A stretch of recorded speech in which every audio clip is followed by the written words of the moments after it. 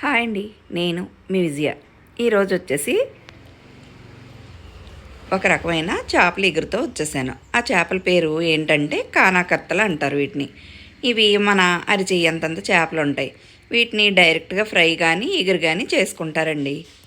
ఇవిగో ఇవే కానాకత్తలు అంటే వీటిని 2 ముక్కలుగా కట్ చేసాము. ఈ చేపలు ఇంతేసి ఉంటాయి. వీటిని ఇలా కట్ చేయకుండా డైరెక్ట్గా ఫ్రై చేసుకున్నా చాలా సూపర్గా ఉంటాయి. ఇలా శుభ్రం చేసుకుని కట్ చేసుకుని ఎగురు వండుకుంటే కూడా చాలా సూపర్గా ఉంటాయి. ఇప్పుడు కానాకత్తల ఎగురు కోసం బాండి పెట్టి ఆయిల్ వేసి 2 బిరింజి ఆకులు వేసుకుని ఒక 3 మీడియం సైజు ఉల్లిపాయలని ఇలా సన్నగా చీరికలుగా చీరుకుని ఇందులోనే పచ్చిమిర్చి కొద్దిగా పుదీనా కూడా వేసుకుని వీటిని బాగా దోరగా వేయించుకోవాలి. చిన్న చేపలు కళ్ళకి చాలా మంచిదండి. మటను చికెను కంటే చేపలు ఎక్కువగా తింటే మన కళ్ళ ఆరోగ్యానికి చర్మ ఆరోగ్యానికి కూడా చాలా చాలా మంచిది. అందుకని చేపలను ఎక్కువగా వాడుతూ ఉంటే పిల్లలకి మంచిది, ఆరోగ్యానికి కళ్ళకి చాలా మంచిది.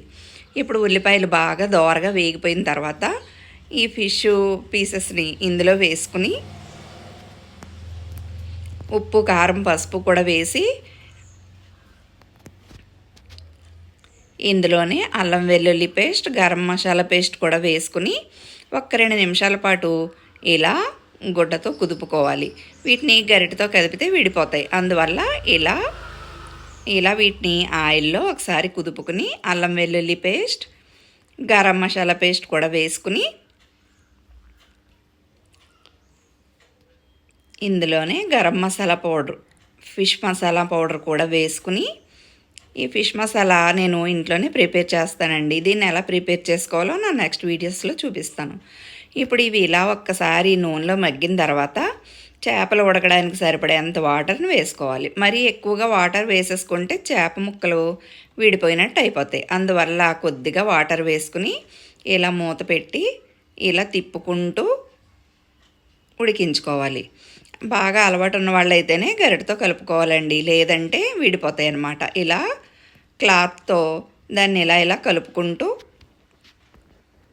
ఇలా మూత పెట్టి ఆ వాటర్ అంతా దగ్గర పడే వరకు ఉడికించుకోవాలి. ఈ ఫిష్ ఎగురు చాలా సూపర్గా ఉంటుందండి. ఇది ఎగురైతేనే ఎక్కువగా బాగుంటుంది. అస్తమాను డీప్ ఫ్రైలు చేసుకుని తినకూడదు కదా. అందువల్ల ఇలా ఎగురు వండుకుని తింటే చాలా సూపర్గా ఉంటుందండి. మాంసం కూర మసాలా వేస్తాం, గరం మసాలా పేస్ట్ వేస్తున్నాం కదా, ఆ పేస్ట్ వల్ల సూపర్ టేస్ట్ వస్తుందన్నమాట.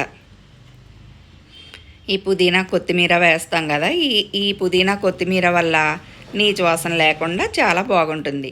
చేపల్ని శుభ్రం చేసేటప్పుడు అంతా శుభ్రం చేసి బాగా కడుక్కున్న తర్వాత చివరి టైంలో కొద్దిగా నిమ్మరసం పిండుకుని కడుక్కుంటే చేపలు నీచు వాసన లేకుండా ఉంటాయన్నమాట. చూస్తున్నారుగా, ఇలా మధ్యలో కలుపుకుంటూ ఇలా దగ్గర పడే వరకు ఉడికించుకోవాలి. వాటర్ అంతా ఎగిరిపోయి ఫిష్ కర్రీ రెడీ అయిపోయింది కదా. ఇప్పుడు దీన్ని డిష్ అవుట్ చేసుకుంటే చాలా సూపర్గా ఉంటుందండి. ఇది రైస్లోకి అయితే చాలా సూపర్గా ఉంటుంది. చూస్తున్నారుగా, కానాకత్తల ఎగురు రెడీ. ఇలా డిష్ అవుట్ చేసుకుని చల్లారిన తర్వాత చేపల కూర ఎప్పుడైనా సరే చల్లారిన తర్వాత వేసుకుంటే సూపర్గా ఉంటుంది. తినడానికి 1 గంట ముందే వండుకుని చల్లారిన తర్వాత తింటేనే ఫిష్లోకి మొత్తం మసాలా అంతా వెళ్ళి ఉప్పు కారం వెళ్ళి సూపర్ టేస్ట్గా ఉంటుంది. చూస్తున్నారుగా, కానాకత్తల ఎగురు రెడీ. నా వీడియో మొత్తం చూసి నచ్చితే లైక్ చేసి షేర్ చేసి సబ్స్క్రైబ్ చేసుకోండి. నా నెక్స్ట్ వీడియోలో దీని ఫ్రై కూడా ఎలా చేసుకోవాలో చూపిస్తాను. ఇదిగో చూస్తున్నారుగా, ఇది ముళ్ళు కూడా ఎక్కువగా ఉండదండి. లోపల మధ్యలో ఏకముళ్ళే ఉంటుంది. చిన్న ముళ్ళు వేరే ముళ్ళు ఉండవు. చాలా ఈజీగా తినొచ్చు కూడా. పెద్ద చేపల కంటే ఈ చేపలు ఈజీగా తినడానికి కూడా ఉంటుంది. నా వీడియో మొత్తం చూసి నచ్చితే లైక్ చేసి షేర్ చేసి సబ్స్క్రైబ్ చేసుకోండి. మీరు ప్రయత్నించి ఇది ఎలా వచ్చిందో టేస్ట్ ఎలా ఉందో కామెంట్ బాక్స్లో కామెంట్ కూడా చేయండి. థ్యాంక్ యూ అండి.